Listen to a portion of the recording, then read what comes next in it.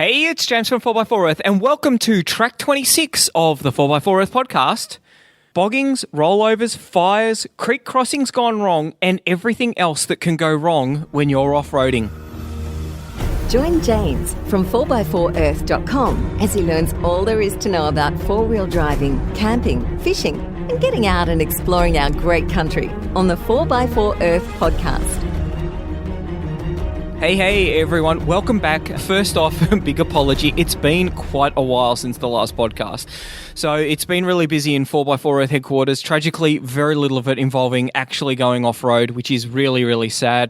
But we're organising some really interesting podcast guests to come along and talk on the show. So we're hoping to crack up the pace a bit heading into winter in sunny Australia.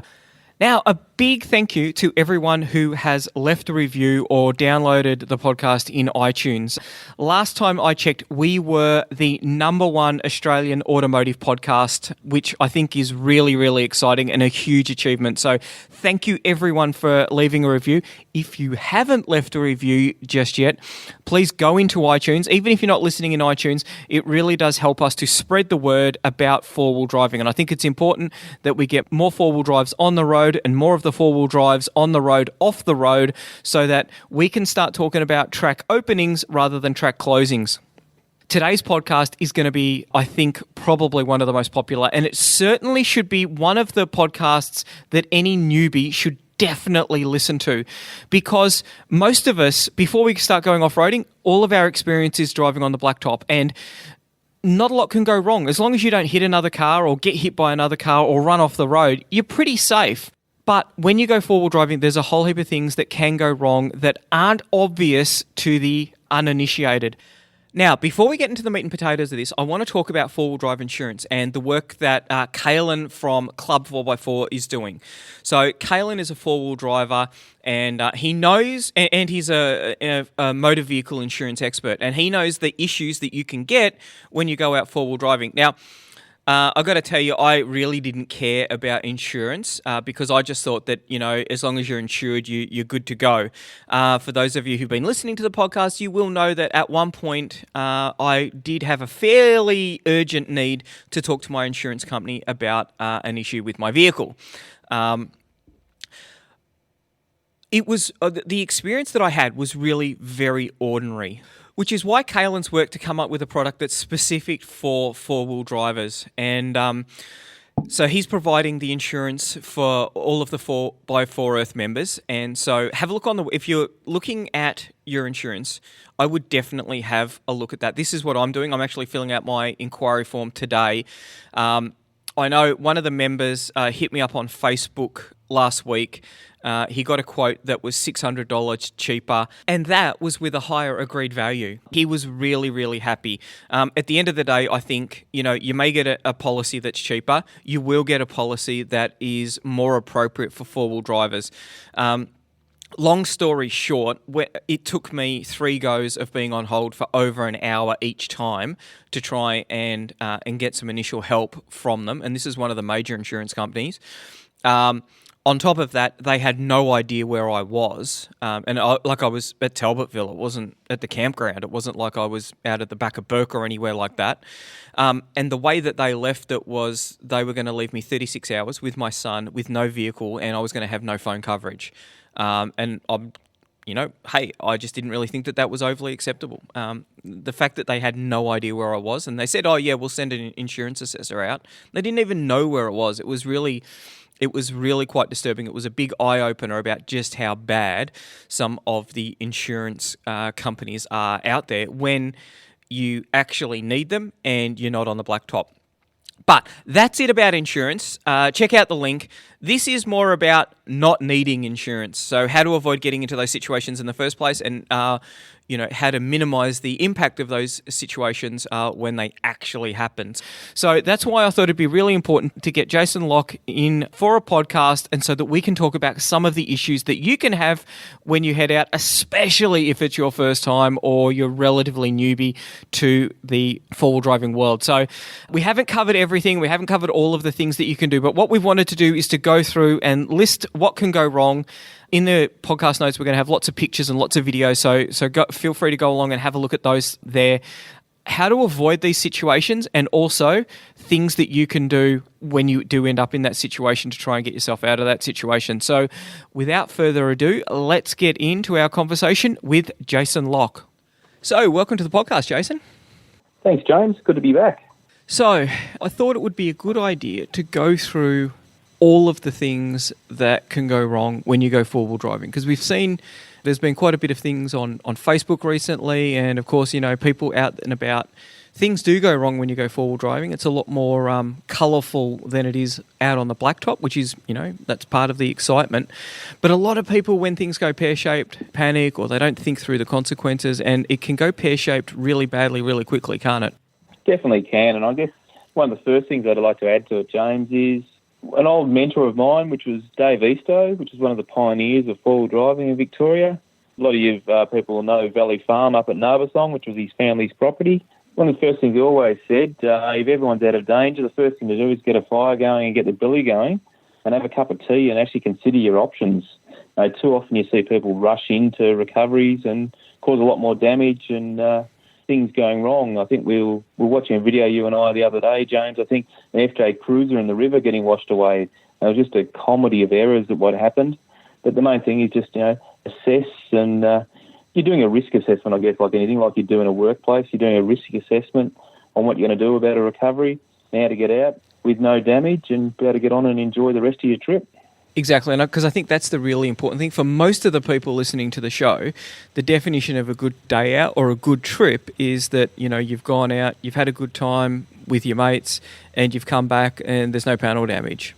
Now, I know that that's not everyone's definition of a great four-wheel drive trip, but for most people, that's kind of what it is that you're trying to achieve, and you don't want to come back, because most of us, we're driving our daily driver. The car that we're going to drive to work on Monday is the car that we're taking four-wheel driving. Yeah, definitely, that's a good point, James. And all of us, even doing competitions, and some of the extreme four-wheel drive, which a lot of people like to watch. The whole aim is not to smash up your car or who can dent it the most, but one of the other things that old Dave, unfortunately he's deceased now, but was one of his lines which always sticks with me: the best four-wheel drive is not the most spectacular, which a lot of people seem to forget. It doesn't help with your views on YouTube or Facebook. But, to get through, gets back to our whole ethos of, getting through with no damage to the environment and keep the place better so our children can see it as well. That's it, and I think that is one of the things. It's good advice to to stop and think about what the problem is, as long as it's safe to stop. As long as you don't have to keep going. I know when I used to work as an ICU nurse, one of the things that we used to say was in an arrest situation, where someone's heart stopped and they're about to die, one of the big pieces of advice was the first thing that you should always do is take your own pulse. It gives you 5 seconds, which isn't going to cost you a lot in the scheme of things, but it gives you that time to be able to assess what's going on. And it's that 5 seconds that can be really critical in making sure that you're actually doing the right thing. And so true in the four-wheel drive. You see this on Facebook all the time. A situation where no one stopped and said, and it doesn't have to be the driver, it could be a spotter, could be anyone. There's always old mate with his camera up shooting the video, and I think a lot of people get really irked at this. Old mate with his camera out to make sure that he gets the great video, and hasn't said, you might want to stop and just think about what you're doing, because it's probably not a good idea.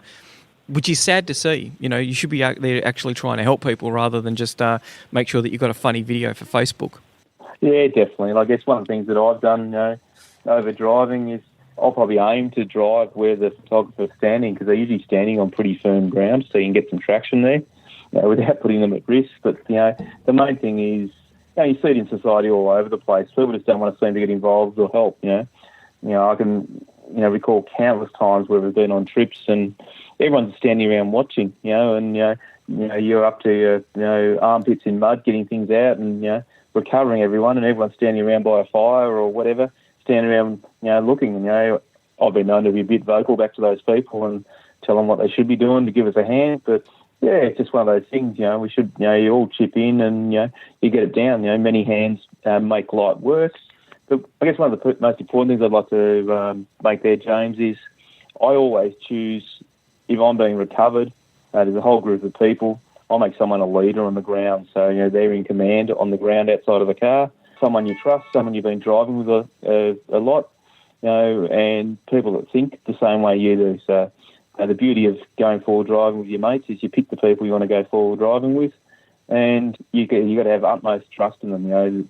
They've got sometimes a lot more control than you do in the situation, and you just elect whoever it is, and that's who you listen to.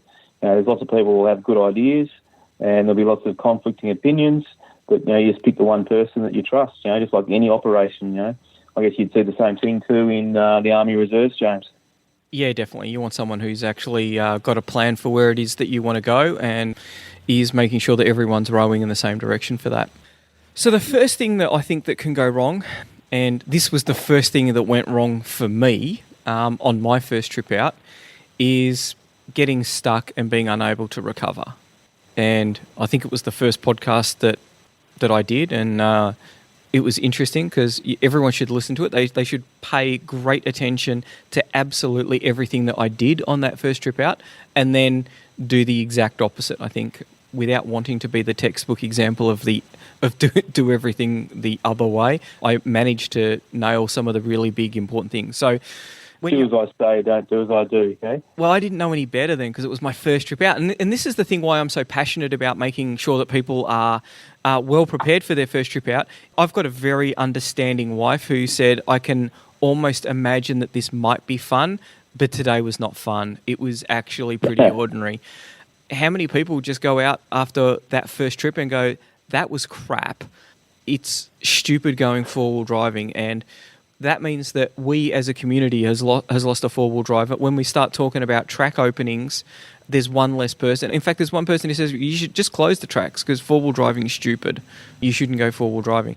It's so important that first time out is right. So getting into a situation where you're unable to recover, what are the kind of things that you'd want to be thinking about? Well, the first one is don't go alone. It's the golden rule of four-wheel driving. I did. I've done it many a time, and but have a plan to get out and things like that. So a lot of people do travel on their own, but you want to be pretty self-sufficient and knowledgeable and experienced to do that. So the first rule would be always to take a buddy. Make sure you've got some recovery gear. I didn't take any. Some of the points. No? What do you need it? You bought the world's best Jeep Patriot, didn't you? I did. It goes anywhere, kind of. So did you end up with the floor mats under the tyres and anything else like that to get traction? Or, no, I'm too dumb to think of stuff like that. The picnic blanket? No. Okay. Yeah. So it's planning where you're going and doing that too. So some of the essentials there. The bare minimum that I carry in four-wheel drive is a snatch and strap and a shackle to attach it to the vehicle. And I guess that's one of the one of the most important things too is have your own gear. If someone else is going to use their vehicle to recover you, you should be using your recovery gear. It's no use getting their gear dirty or even worse, breaking their gear or wearing out their gear to recover you because you're not set up. I'll give people a little bit of slack, but if I come across them the second time or they're out with me the second time and they haven't bought some recovery gear, they might be waiting there for a while before I come back to them.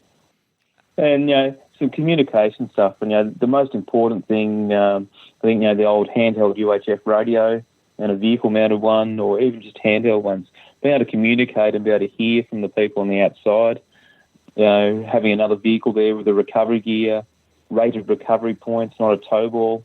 I remember one of our early podcasts we did, James, where we went through the dangers of using a tow ball in a recovery, and there was a bloke just on the outskirts of Sydney that got very injured by a tow ball snapping and flying through the windscreen of the car.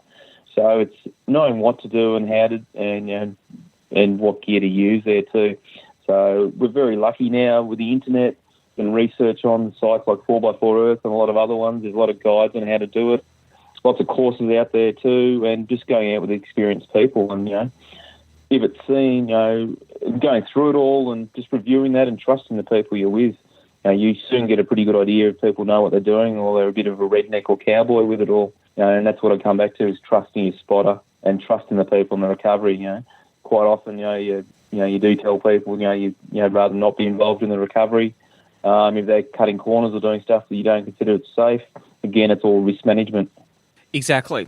So the first time I went out, I just basically got stuck. The only thing that I did that was any good was we were halfway up a track and I decided that it was going to be too hard and I thought I would turn around and I got stuck turning around. I'll include a link to that podcast because it is a moderately hilarious example of all of the things that you shouldn't do on your first trip out. The next one, getting bogged. So let's step it up a bit. You're going through a big puddle of mud, which some people don't like mud. I happen to think it's moderately fun. And you get bogged. That's because you're not the mechanic working on the car, James, they're around to fix it.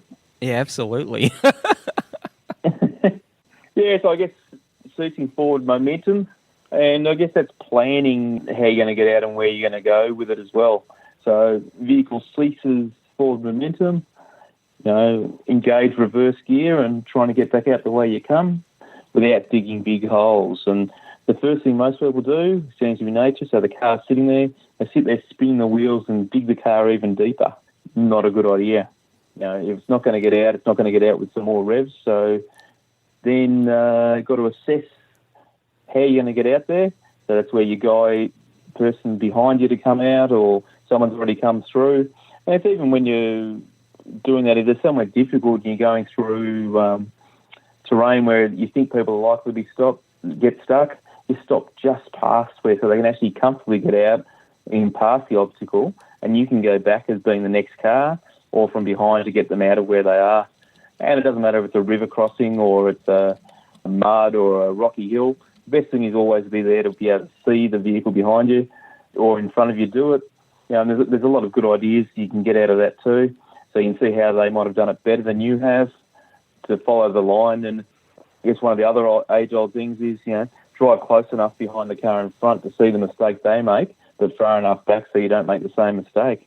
But this is where I'll stop somewhere like that and I'll attach the recovery snap or the snatch strap to the front or the rear of the vehicle, or usually both as well, and have them there ready to go. So if I think the vehicle's going to have a good chance of getting stuck, I'll be prepared. Or I might have the winch rope already spooled out a little bit, maybe attached to the top of the bull bar, so it's easy to get to, rather than having to dig down in the mud and under the vehicle to get the vehicle out.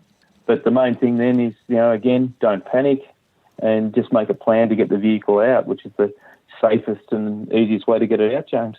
Exactly. So a little bit of a variation on this, which can happen very easily, getting bogged in sand.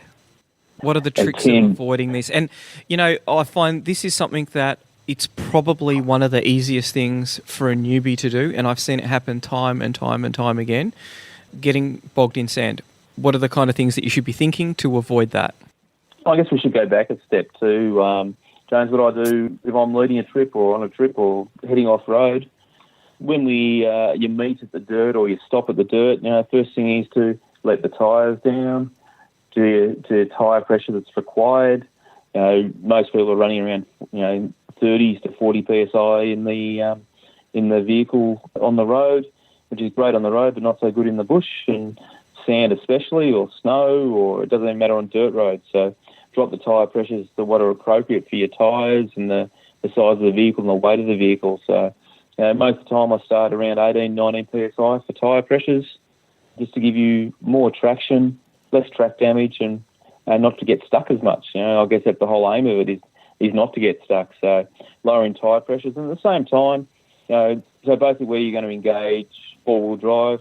If your car has freewheeling hubs, good time to lock the hubs in as well. So lock the hubs in, let the tyre pressures down, get recovery gear so it's accessible, not underneath the back seat, under the kids with the car seats and everything else like that in it, but to put it somewhere where it's safe in the vehicle, where it's easy to get to.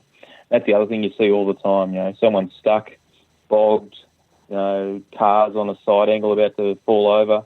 Where's the winch remote? Where's the recovery gear? And, it's not a good time to be panicking around looking for your recovery gear. So it's just a lot of preparation to get ready there for as well.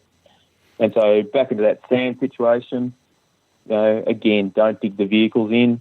And a lot of rocking backwards and forwards can often hard pack the sand to actually get enough traction to be able to get you back up and going again.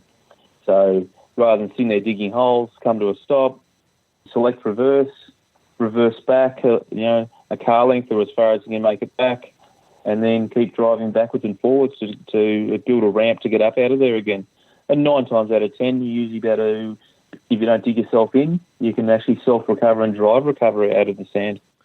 I've seen the first time I did sand driving was at Stockton, which is an amazing place to go driving. And Definitely is. the number of people who drove onto the beach and got 10 metres and got bogged, it was almost funny, except it was annoying because you were trying to get onto the beach. I guess there's this, people just don't have an awareness of the fact that they need to air down, and air down fairly aggressively. The sand at the entrance at Stockton is very fine, and I think some of us ended up at about 8 psi. And I know some of the guys that we were with, I think Frosty was there, a few of the Queensland guys, you get bogged, air down even more, and you're just able to drive out. And in fact, that happened to me in South Australia on the beaches there. I got bogged and we were trying to get out, and all I did was just air down, probably about 12, I think. And I was able to just drive out of something that I was well and truly never getting out of with the pressures I had. And I think I was running about 15 or 16. Airing down makes all the difference. And definitely that's the case, and it doesn't matter where you are. Sometimes you can really let that, I see parents at school footy on the weekends, bogged with a Commodore in the on the grass, and even lean the tyres down in those, you can get enough traction to get the vehicle out. Yeah, so that's one of the number one things to have in your vehicle. Now, compressors have come down a long way in price. A good compressor, from $150, which is not a lot compared to the effort of recovering, right up to, there's a lot of very reliable compressors on the market. So, it's definitely something that, as well as the snap strap in there and shackles and the old spade and a compressor is pretty much, de rigueur to be on a vehicle to go out in the bush, I believe, to be bushworthy. Or one of those traction plates as well, ramps. Yeah, the Max Tracks and all the derivatives of those are a good thing. Definitely on the sand.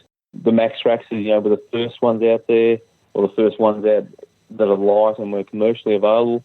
There's been a lot of aluminium ones, and armies have carried them in the past, and rally cars have run them as bumper bars, in the London to Sydney marathons in the past, so they're not a new idea. But there's some really good ones out there, and there's some really cheap knockoff ones there that, not worth the cable ties to hold them onto the roof rack. Now, let's amp this problem up a bit, because it really, if you get bogged in the sand, it's not that much of a drama. Your mates can probably drive around you, and it's just a little bit inconvenient. What about when you're bogged below the high water tide mark? Oh, it's getting bad then. So you really sound like you're going to be in a YouTube video, or you'll be on the Fraser Island up on the pub on the wall up at Inskip Point there like everyone is. Yeah, definitely. With the water coming in, actually ramps it up a bit and actually gives you a reason to panic, doesn't it? Yeah? When when the waves are breaking over the roof, you're in a bit of trouble. So again, it's thinking about it and doing things that you can do to get out of the situation, and that'll be the ultimate time to actually have your recovery leader, someone running it there to get you out there too. Some friends of mine were over at Rover 2 or 3 weeks ago, and they found the sand a lot softer than they ever had before. They've been going over there for 20 years, and they had a situation where they had water starting to come in there on the low side of the car. But with teamwork, some digging, some Max Tracks, and 3 vehicles joined up with snatch-em straps, and it wasn't a very hard pull to get them out. It was just all the cars working together like a train. So it wasn't massive using the snatch straps, and that's the other thing we've seen over the years with snatch strap, which we've described before on a podcast, James, I believe, where they're the elastic straps, and you get a lot of people back right up to the bull bar and then take off as hard as they can go and trying to jolt the car out of the bog position. They're not designed to work like that. It's a gentle pull on it. Come back 2 car lengths and just go along at a gentle pace. You don't want to be ripping everything out and allowing parts of the car to fly off and injure or even kill people. It's the last thing you want to see. You just want to use it gently, but it's very easy to get into a panic there, and so it's again remain calm, take your pulse like you said, and actually use them to get out under as controlled as you can. I'd always much rather use a winch So it's a controlled recovery than using a snap strap. There's no shame in winching off the car in front, but obviously when time's of an essence, a snap strap's a very good thing. I use it as more of a last resort. I'd much rather use the winch on the vehicle, and with the price of winches now, they're an essential part of recovery gear, I believe. I get, a quality winch now for $1,000. It's not a lot of money compared to what your investment is there as well. So, we're seeing a lot more winches out on vehicles there for self-recovery. But then we're seeing a lot less use of hand winches.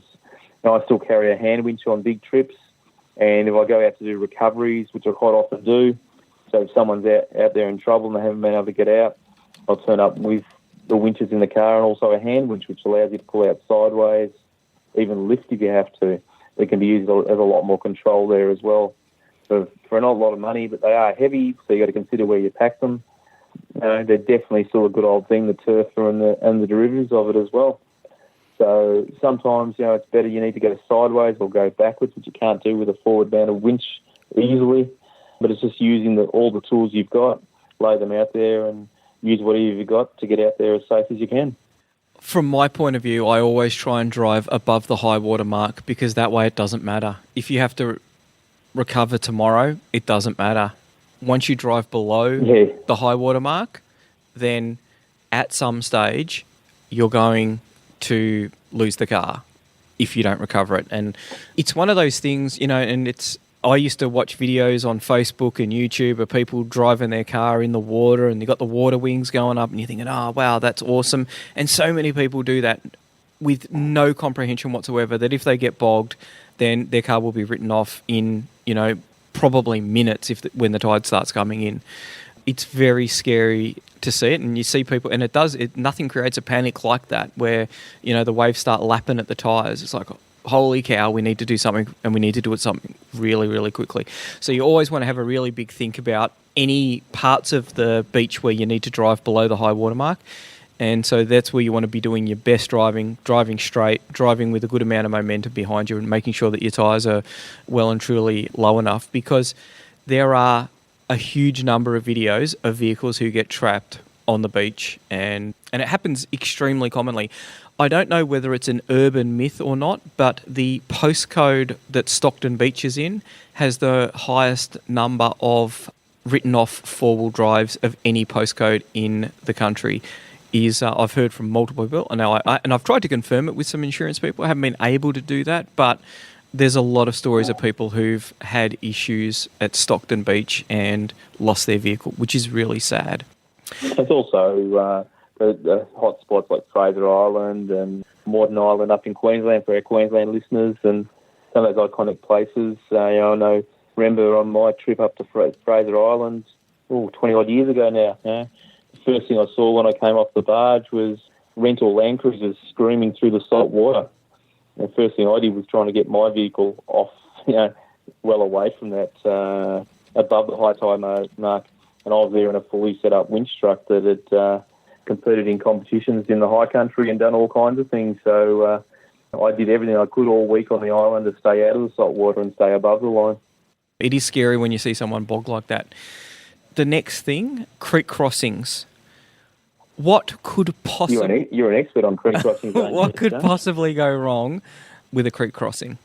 Lots and lots of things. So the vehicle floating away, the engine stopping, lots of things can go wrong. Getting stuck in the water by nature and creek crossings, and we're also talking about river crossings there.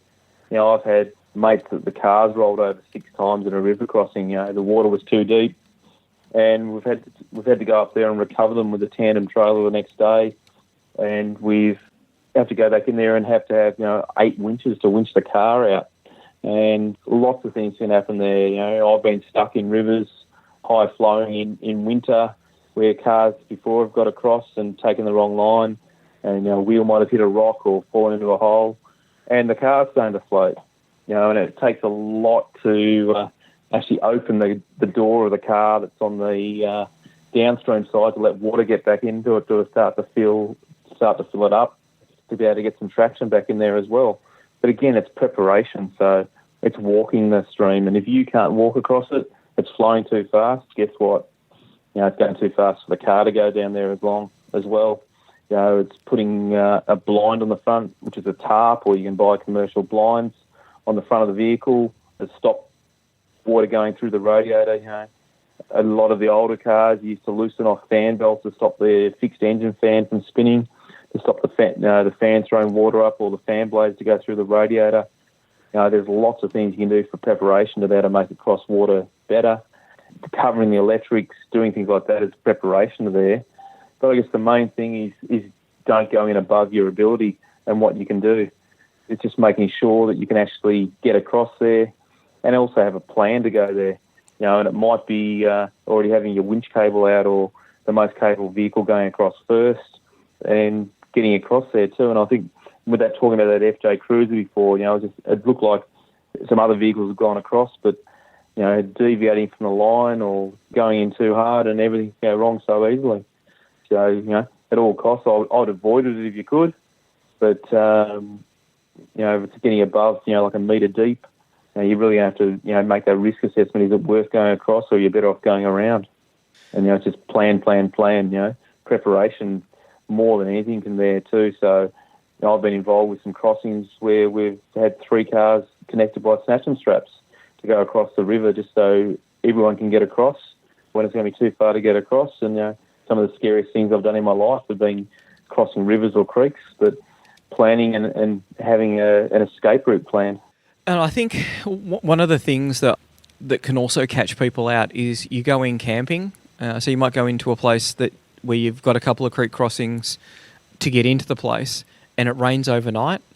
And, the quiet little creek that just had a little bit of water in it becomes the raging torrent the next day. And then you're stuck with this situation of, what do I do now? And a lot of people will try to do the creek crossing when in reality they should have had a better, they should have just waited it out. And I've known people we had a case on 4x4 Earth where they thought someone was lost, and he had actually, the river had gone up significantly, and he was just taking an enforced 7-day camping break, had done all of the right things, had heaps of food, heaps of shelter. I think he had his kids with him. It was about a year ago, and everyone was worried about what had happened to him, and he was just camping for 7 days waiting for the creek to go down.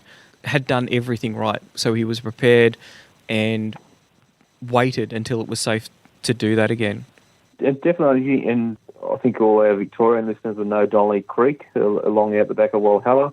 That's one that on a Queen's birthday weekend, that before all the tracks closed many years ago, normally it's lucky to be on your hubs and all the river crossings to go get across there. I've gone across Donnelly Creek and it's been about 5 foot deep and flowing like anything, and that's one of the times where we had cars tied together trying to get across. So it's one of those things just to make sure, it keeps going back down to it's a risk assessment. And even when you're in a group, you can still make that call. I'm not going to cross that river, or I'm not going to drive through that bog hole. You're still ultimately responsible for yourself and your family's safety and your car's condition, and that's what a lot of people do. It's nothing to don't follow peer pressure. You do what's right for you and what you're comfortable with. There's no use going beyond your abilities or the vehicle's abilities, because the people you're out there with aren't going to fix your car. They're not going to pay your insurance claim. They'll help you get out and everything else like that too, but ultimately it's your responsibility as the operator of that four-wheel drive. Exactly, and I think it's like, there's a saying in the aviation industry that you do your best flying on the ground, and that's where you make that decision about, I'm going to go flying today or I'm not going to go flying today. And it's the same with four-wheel driving. There are some four-wheel drivers out there who I really respect and think, they're great four-wheel drivers. They're the ones who are saying, you know what, let's not do a creek crossing today. Let's take another way around, or let's just, let's find somewhere else to camp. It's that kind of experience that's really important. If you're unsure, then, really, if you're a bit dodgy on a creek crossing, then it's got to be a no. Now, the other issue that can, of course, happen is if sometimes you need to think about where the air intake is for your motor, because if you get water in the motor, that will end up badly, evidently. Allegedly, my mate told me that you can have problems with your Jeep like that or something, James, isn't it? That's it. So I'll include a funky video of the day I killed my Jeep, which was really quite tragic, and when it happened up at Oh, where was it now? I can't even remember. It was one of the 4x4 Earth gatherings, creek crossing, Talbotville, that's it. The creek crossing just at the back of Talbotville, and not very deep at all. And we're just going through the creek, and what happened was, you can see it on the video, the water has come up under the wheels, up into the engine bay, and it splashed onto the intake, and the motor has stopped, and yeah, that was it, all over Red Rover. So I got towed out to the campground, which was like 50 metres away. Grey Ghost towed me out. He thought it was hilarious. We took the spark plugs out, cleaned it out, and yeah, when we started it up again, it sounded like a chaff gutter. And, that was really sad. So the Jeep left on a flatbed truck. David Manning and Mans were kind enough they'd bought 2 cars in. They were kind enough to lend me one so that we could get back. It was really quite a frustrating and annoying time, because everyone was kind of surprised at the depth of water that was able to do a motor, because it wasn't that deep at all.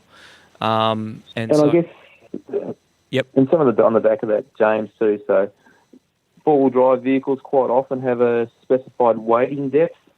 What you've got to remember is, for a vehicle in standard trim in totally still water, so like driving into a swimming pool or driving into the bath, so quite a lot of them might have a 900 millimetre boarding height, but that's not water with current. That's just basically the car sitting there, not taking into account water splashing in. And quite often, a lot of vehicles have suffered water ingress into their intake when there's been a bull bar or something fitted too, because the factory bumper bar comes off, the inner guards are cut out to give you more clearance, allow the tyres so the bumper bar doesn't hit and give you more clearance and approach angles. And then a lot of manufacturers will actually say, no, we're not covering any water ingress because the car's been modified from standard, which is kind of crazy. But the other thing too that is very distressing, a lot of manufacturers actually supply snorkels on the vehicle, either standard or aftermarket, and they call them a raised air intake. And there's a very good video out at the moment, which I will find a link for you to James to add into the notes. Safari Snorkels are actually doing one, which is the original Australian snorkel company, started in the early 80s by Peter Luxon, which I've had the pleasure of doing full driving with back in the past many years ago. And through things like this, they developed a snorkel to go on the side of the vehicle, so they actually make an airtight snorkel. And they actually put smoke through the air intake of a standard raised air intake on a new Land Cruiser, and you want to see where all the smoke comes out in all the joins in the system. So it's designed to raise the intake for dust, nothing about water, which a lot of people think snorkels are all about. So, it's a lot of research can be done on there, and, really trust what you buy to put on your vehicle and the install. I've just fitted one to my current project vehicle, and I used about 3 times as elastic and changed a lot of hose clamps and changed a lot of things that weren't in the instructions for the snorkel. Snorkel came from another reputable Australian manufactured snorkel company, but it's also getting the right people to do the job and do a lot of things on there too. So I might even write a blog article about that, James, about what to check for when you're doing that, and you can get that up there online as well. Yeah, that'd be interesting to see. And that was the first modification I did for my BT50, was to put a snorkel on it, because of the fact that, once bitten, twice shy. I like a good creek crossing, but I never want to go through that again, because, it was quite unpleasant. Now, and a lot of vehicles have even had that problem from factory, like the old 89 Hilux, the old 2.8 litre diesel Hiluxes. That many of them blew up on the roads, driving through puddles, getting water in there through their air intake. So, absolutely vital to get a snorkel and knowing your vehicle, see where your air intake is. Exactly. So that's enough about creek crossings and unhappy memories. Fires in long grass. Now, this is one of those things that I guess if you didn't know that it could happen, you would never think that it would happen. But you go four-wheel driving, you're out probably doing some hills, maybe a bit of up and down some fairly steep ascents and descents. Everyone decides to pull over for a bit of lunch. So you pull over to the side of the road, you park in some long grass, and 60 seconds later, there's smoke coming out from under your car, and another 60 seconds later, your car's engulfed in flames. What happened there? Oh, definitely, and that's a lot there. And it used to usually only happen in it used to be desert touring, and you could be driving through the spin effects, and you'd be built up under the vehicles. And it used to only happen in petrol vehicles because diesels ran a lot cooler. But now with the pressures that the diesel engines are running under, and the diesel exhaust systems with recirculating gas and catalytic converters and all the things you need to do so you're not belching toxins out of your exhaust pipe, the exhausts are running a lot hotter in these vehicles. So usually it's the exhaust or another component in dry, long grass actually sparks a fire just from the heat radiation out of the metal components. And we actually just saw, I think it was only a couple of months ago in the Australian Rally Championship, one of the professional rally cars burnt to the ground. Same thing, that actually gone off, and the car, even with all the fire systems, everything in the car, was engulfed and burnt to the ground just from the hot components under the vehicle. Wow, yeah, it's quite scary, and it's one of those things that you need to be aware of. So one of the things I think is important is try not to use your brakes too much. You know, obviously use low range where possible, but it doesn't have to be the brakes alone that gets hot. You need to think about where you're going to park, and you want to have a look underneath and just make sure that everything is safe, because it's one of those things, people just don't think that it's going to get that hot that it would actually start a grass fire. Oh, definitely, and the Australian bush is a bit of a tinderbox for that, isn't it? Now with all that bushfires and everything else that we have there, we have these dry conditions and things happen, but just the exhaust on these vehicles are getting so hot now, and all the components, and I guess a lot of vehicles aren't designed to, bushworthiness, I call them. A lot of things there don't have guards under them. There's open, exposed things there at the moment. So again, it's getting to know your vehicle and see what it's going to get hung up on and things that get caught in there as well. So some things to help that, some well-designed bash guards under the vehicle, which a lot of companies do now, also help protect things, but they also shield things away from the heat as well. But the other thing is there is just making sure there's not a whole lot of grass or anything else stuck under the vehicle.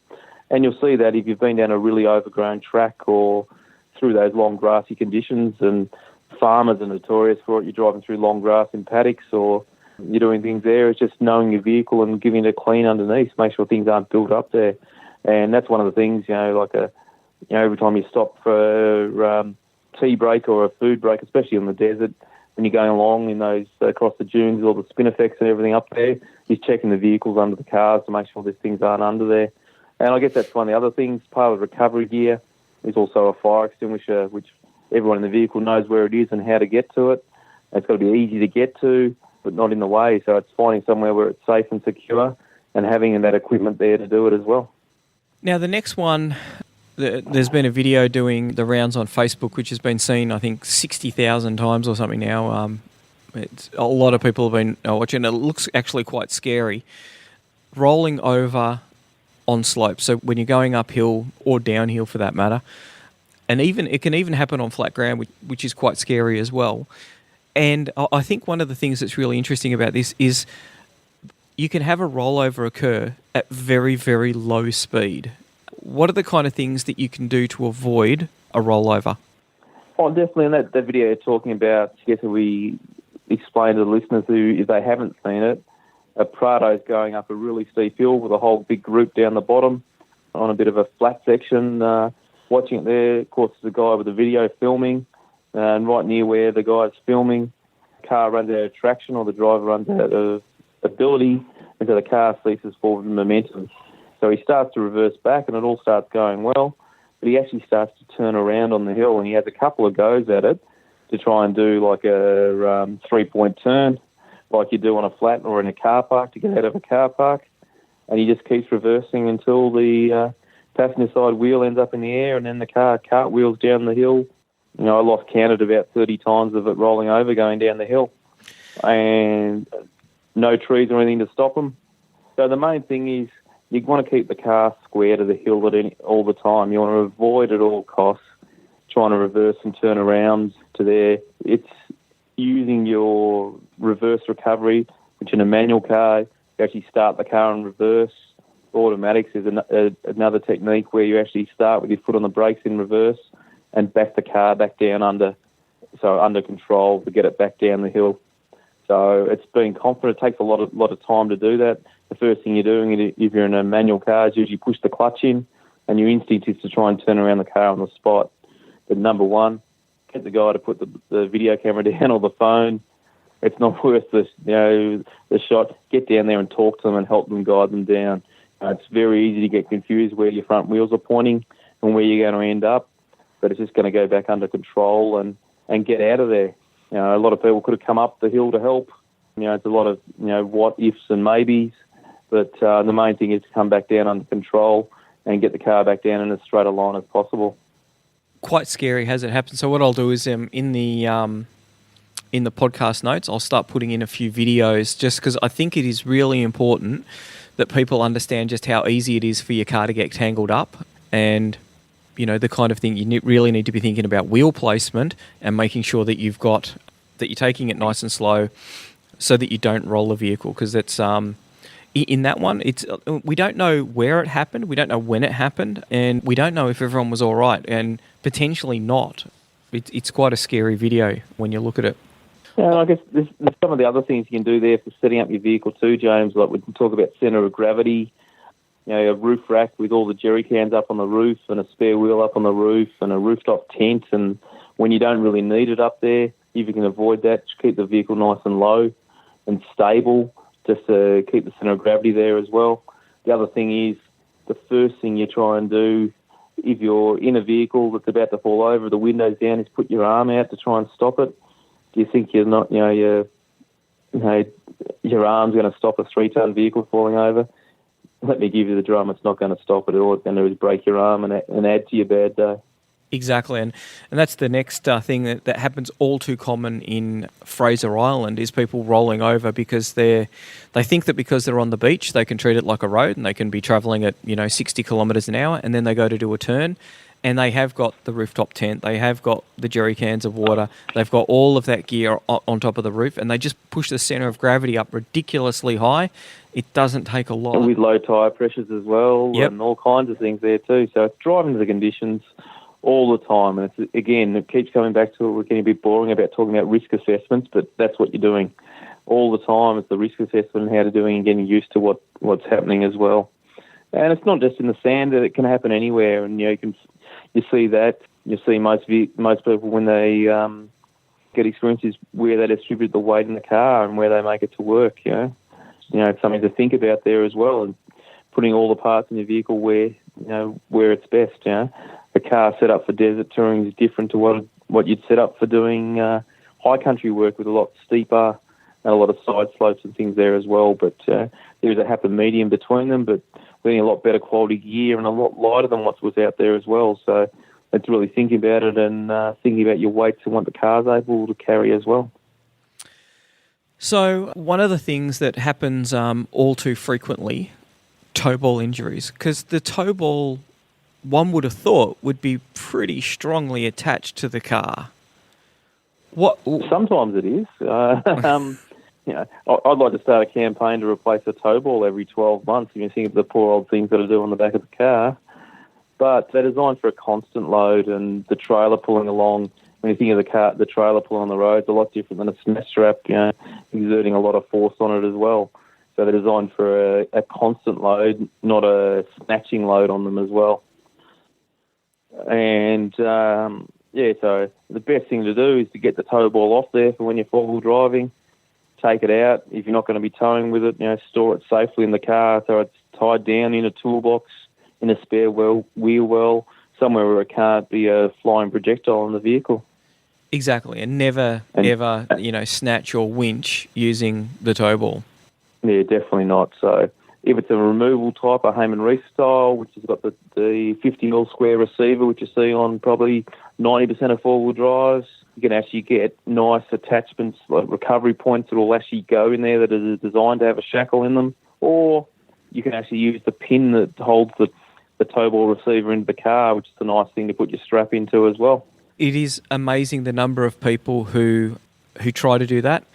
The tow ball breaks, and then it becomes a missile, and often will go through the back window of the car and through the front window, and if someone's noggin's in the way, it will hit that. And there was one last year where a guy ended up in ICU for 4 or 5 days in a coma because of the damage that was done to the back of his brain after being hit by a tow ball, after he was trying to snatch one of his mate's cars out. Really scary and can go pear-shaped really quickly.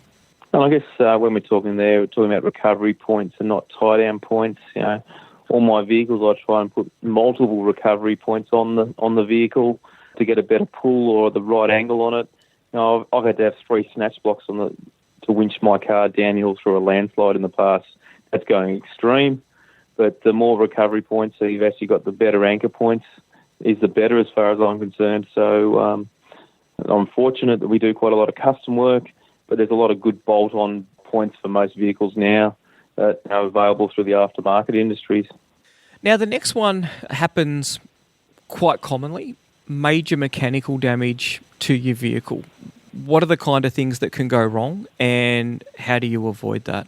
And this is something that's a huge problem because, A, you've damaged your car, and B, you didn't damage your car on a major freeway. You've damaged it possibly 100, 200, 500 kilometres or thousands of kilometres away from home and hundreds of kilometres away from the nearest facilities or even bitumen.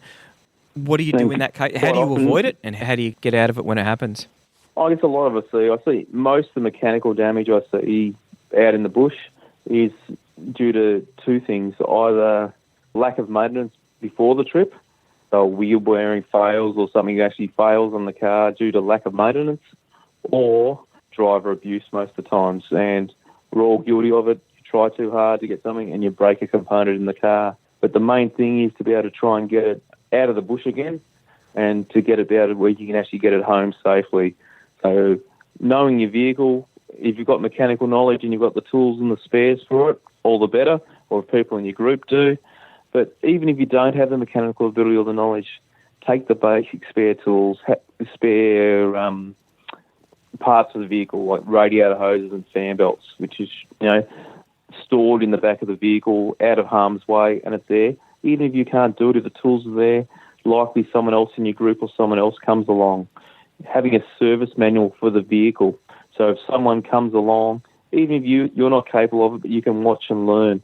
But if there's specific things that are needed for to be able to fix the car, but that's ask the questions on the forums.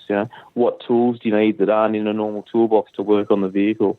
And even if you buy those and you can learn how to use them easier later, if you've got them in the car, someone can come along and help you out with it. But just having those parts in there make it a lot easier.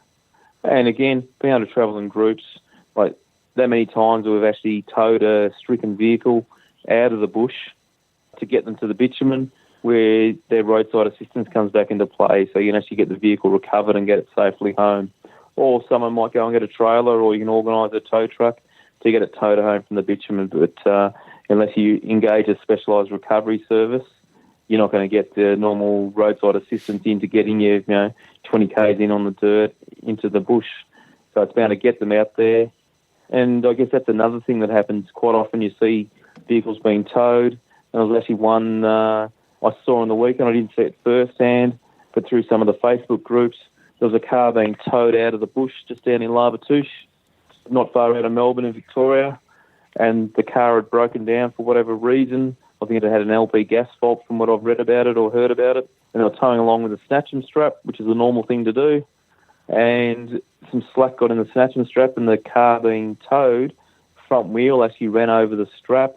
It got caught up in the wheel, and it actually locked the car up and actually slid it off the side of the road and slid it off a cliff and actually pretty much wrote off the car due to damage just by not taking it carefully when they're towing. So I wasn't there, so I can't comment on how it happened or why it happened.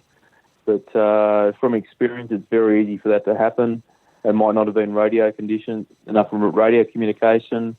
The car in front might have been travelling too fast. Who knows? I wasn't there, but can't cast aspersions on it. But you've just got to be so careful doing that to recover the vehicle out. It'd be much easier quite often to get a tandem trailer in there to get the vehicle out if you're out onto the main road and getting up to those speeds. So just be careful. Again, risk assessment again. Take the appropriate care to get out of the bush, So the guy's gone from having a car not running to having basically a ridden-off car that's going to take an awful lot of money to repair to get it back on the tracks out there. So in fact, it might even be ridden off, the damage is that bad. It's sad times, and I think when I think about this, I always think about Flats Track, just which is the closest track to O'Toole's campground. And O'Toole's. yeah, and right at the top, there's a bit that's called the Wall, and it's quite steep and very, very rocky. And to the right of it, there's the Chicken Track, and I've always taken the Chicken Track because the number of people who've done their diffs or significant damage to their vehicles trying to get up because you've got to bounce it up there. It's pretty steep, and your tyres lose traction. Well, I think it would be virtually impossible in the wet, but in the dry, and it's fairly dangerous too. If you go off the edge, then you're going to be rolling a lot.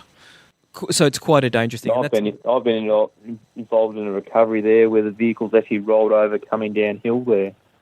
And one of the main guys I go four-wheel driving with was actually in a four-wheel drive competition, and it was a two-car event, and cars come over there and ended up rolling over coming down there. The guys got some knocks to the head, but they were pretty okay. It was amazing getting them out of the vehicle, getting the track back up, and then we started asking, where's the second car? And the second car had a mechanical breakdown, and they were a bit concussed and obviously in shock after the accident, but it couldn't get coherently out of them which track were the other guys on. They said it was one of the Deep Creek tracks, which there's several of those tracks, so we had to go out for a drive to find the other broken down car. But again, and to show you how quickly it can go wrong, we actually camped down at O'Toole's and having dinner down there, and we actually heard the crashing coming down the hill. So we went up and got them recovered, and had to go out and spend most of the night getting the other car out of the bush to back in there to get back out. But again, we've got to be so careful out there too. It's a risky thing that we do, but it's actually being prepared and using your brains to avoid that damage. Exactly. Now, the last one happens quite a bit as well, getting lost. There is an age-old saying, James, that you can't get lost in Australia because we're an island, so you just keep your bearing and you'll eventually hit water. Which is good, but the problem is it's a pretty big island. So what are the kind of things... It is a pretty big island, it is. I find it interesting. There's a lot of people who don't have strong navigation skills or often any navigation skills. I guess we're being spoiled by that too. There's a lot of people using GPSs now, not the old paper maps or understanding it, which they're good. I still like the old paper map and use the GPS as a reference too, rather than just totally relying on that as well. But it's working out what to do. But the number one rule, I guess, if you're lost or the vehicle's broken down, stay with the vehicle. It's nothing worse than going out to find someone and you find the vehicle and where are the people now? Have they got water? Have they got adequate shelter? Have they got everything about to survive in the bush without the shelter of the vehicle? And when you hear those outback people, they're out there trying to search for people. It's a lot easier to find a car than it is two little specks walking along the road, isn't it? Or across country. Exactly. I always try and take a paper map with me where I'm going.